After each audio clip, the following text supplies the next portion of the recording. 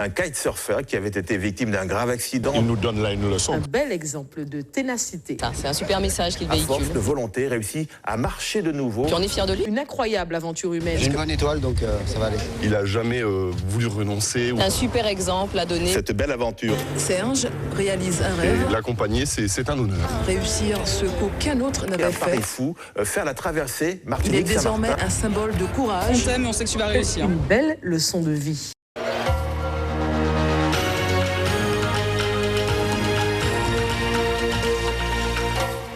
Et c'est l'heure de votre feuilleton de la semaine avec le 4e et dernier épisode de cette aventure humaine. Le défi kitesurf de Serge Kipenti s'achève.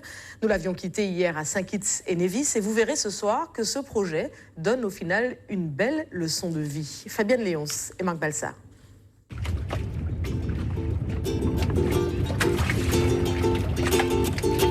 Serge et son équipe ont effectué 3/4 du parcours.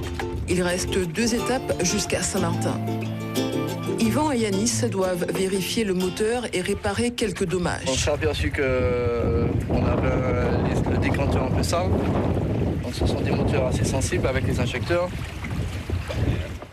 Yvan et Yanis sont avec Serge depuis le début de ce défi. Sur cette yole, ils suivent le kitesurfer au plus près de la course pour la sécurité et le ravitaillement. Et une avarie du moteur en pleine mer obligerait Serge à abandonner ou à continuer sans assistance.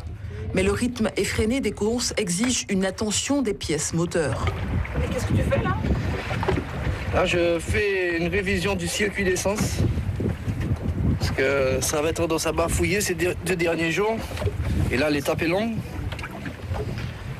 Donc là, tous les petits filtres d'essence, là, on les refait, puisque ce sont des moteurs sensibles à injection. C'est plus des carburateurs qui bouffent les saloperies. Là, la moindre cochonnerie, ça ne passe plus. Yanis et Yvan ont tenu à prendre part à cette belle aventure.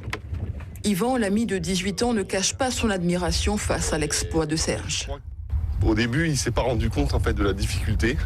Je crois qu'au fur et à mesure des étapes, il a pris toute la difficulté. Et c'est là où il se dépasse.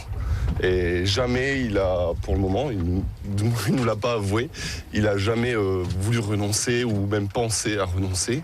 Et l'accompagner, c'est un honneur. C'est un honneur, c'est une belle aventure même pour nous d'être là, de le suivre, de participer à cet exploit, même si c'est pas le nôtre. On y est et on sera fiers de dire à tout le monde, ben moi j'y étais, on l'a fait. Et c'est super. Yanis ne connaissait pas Serge avant ce défi. Comme lui, il parcourt des kilomètres depuis la Martinique. C'est surtout Serge qui fait l'exploit. Nous, on est là pour faire plus ou moins la sécurité, pour ne pas qu'il se sente seul surtout. Et l'encourager, lui donner le cap. Ce jour-là, sur l'une des plus longues étapes Saint-Kitts-Saint-Barthélemy, Serge bat des records de vitesse.